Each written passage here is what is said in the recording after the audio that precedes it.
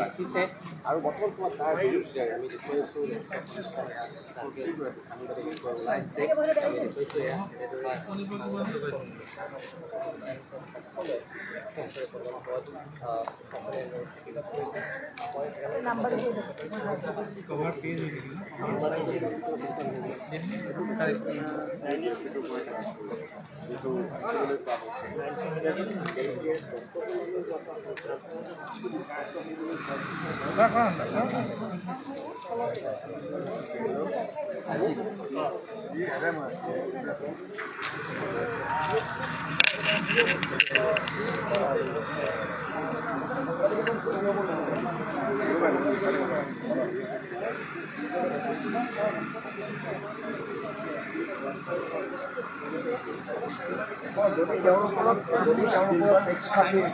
যদি গোচৰ দিলে হয় বেলেগ কথা। তেওঁৰ ওপৰত কি গোচৰ জাপি দিয়া হৈছে যে চুৰিৰ ডকাইতিৰ এটা নিউজ কৰিবলৈ অহা সময়ছোৱাত তেনেধৰণৰ গোচৰসমূহ জাপি দিয়া হৈছে। নিশ্চিতভাৱে নিজৰ কৰ্তব্য পালন কৰিবলৈ যাওঁতে এই ধৰণে আচলতে যি পৰিস্থিতিৰ সন্মুখীন হ'বলগীয়া হ'ল এইটো আটাইতকৈ দুৰ্ভাগ্যজনক। আমি নতুন প্ৰজন্মৰ সাংবাদিক হিচাপে গোটেই ক্ষেত্ৰখনত জড়িত হৈ শেহতীয়া এই পৰিস্থিতিৰ সন্মুখীন হৈ কিন্তু আমি যথেষ্ট ব্যথিত হৈছোঁ।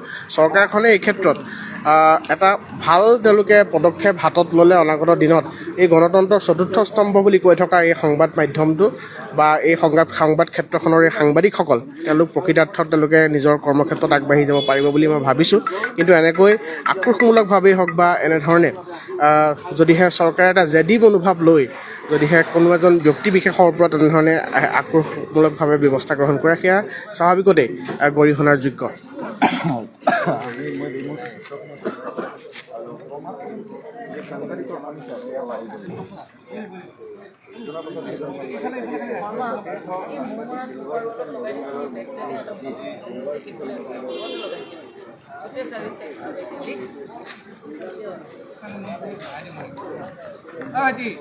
যিখিনি আমি লাইভত নাথাকোঁ হিৰ ইয়াতে বহি দিয়া নানা অলপ মানুহ লাইভ কৰাৰ সময়ত যাবা।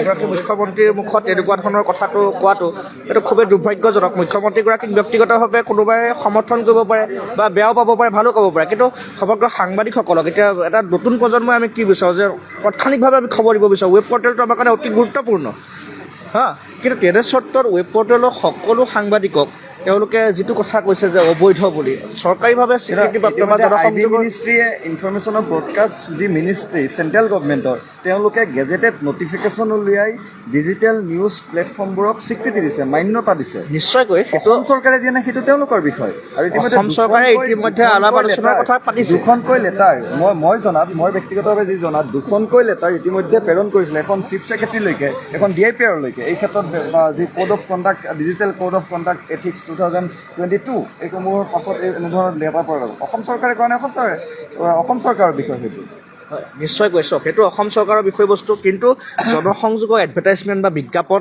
বা অন্য হাতেদি চৰকাৰী সাংবাদিক বা বেচৰকাৰী সাংবাদিক বুলি কথা নাই, সাংবাদিক সদায় সাংবাদিকেই। কোনোবা এটা প্ৰতিষ্ঠান যদি জনসংযোগৰ আওতাত থাকে তেতিয়াহ'লে সেই প্ৰতিষ্ঠানসমূহক যেনেধৰণে তেওঁলোকে মৰমৰ চকুৰে চাইছে, সাংবাদিকৰ কাৰণে বিভিন্ন আঁচনি তেওঁলোকে লৈছে, এইখিনিক আমি সমৰ্থন জনাইছোঁ। যিহেতু ৱেব পৰ্টেলসমূহক বৰ্তমান চৰকাৰৰ যি জনসংযোগৰ এড বা চৰকাৰৰ যি স্কীম বা ব্যৱস্থা, সেই ব্যৱস্থালৈ নিয়াৰ এটা তেওঁলোকে প্ৰচেষ্টা বৰ্তমান হাতত ৰাখিছে।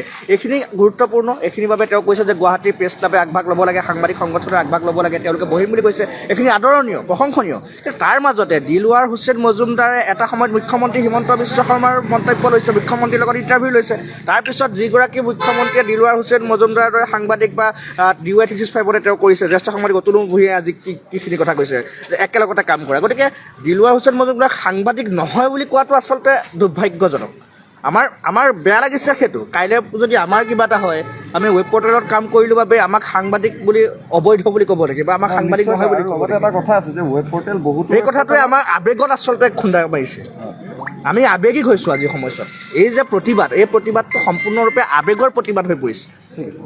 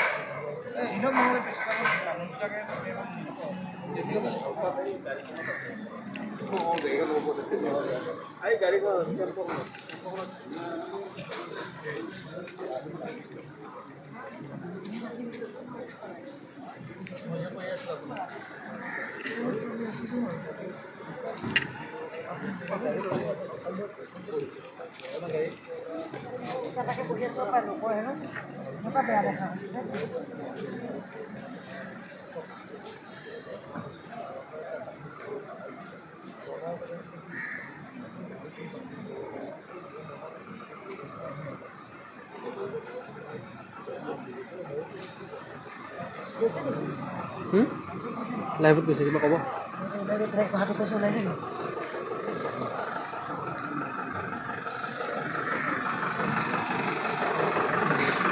অকণমান কৈ দিওঁ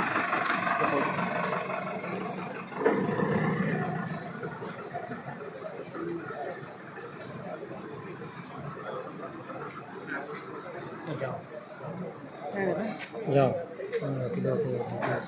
গালি ফটোকেইখন গালি দি দিওঁ যাওঁ যাওঁ লাইভাইছে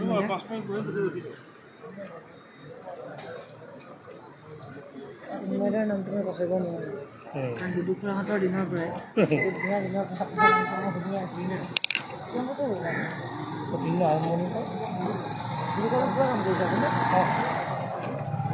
এইটো আনিছে মোক হয় নেকি দুদুখুৰা নানি সেইটো কিছু কোৱা নাই আপোনাৰ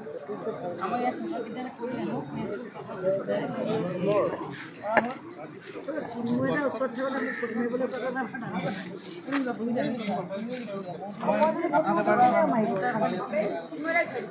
দাদা আমাতকৈ বহুত ডাঙৰ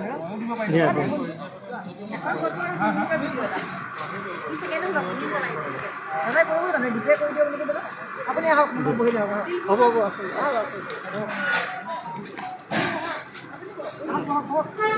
ফটো 5 মিনিট বহি যাব 5 মিনিট বহি চবেই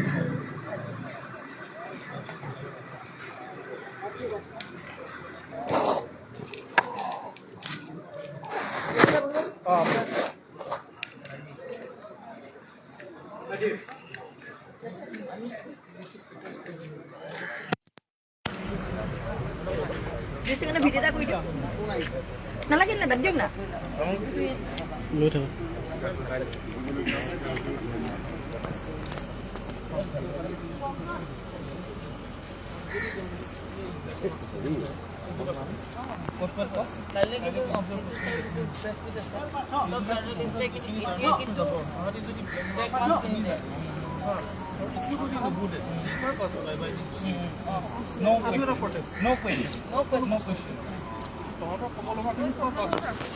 তেতিয়াতো তহঁতে বিচাৰি আছ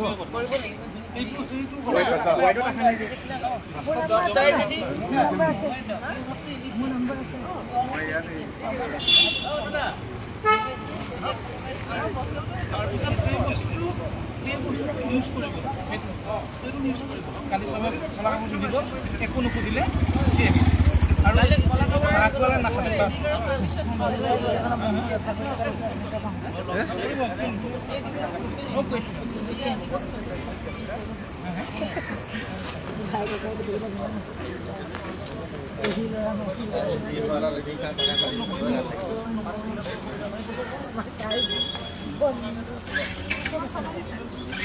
Bom.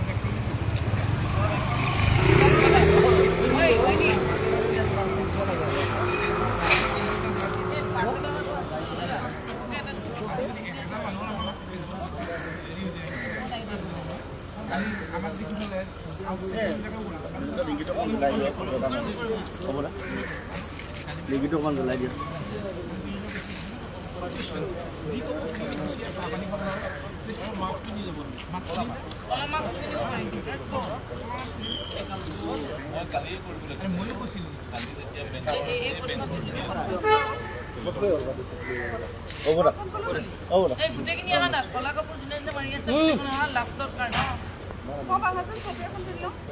গোটেইখিনি আহি যোৱা গোটেইখিনি কলা কাপোৰ যোনে যোনে মাৰি আছে প্লিজ আহা না নামাৰাখিনি অহা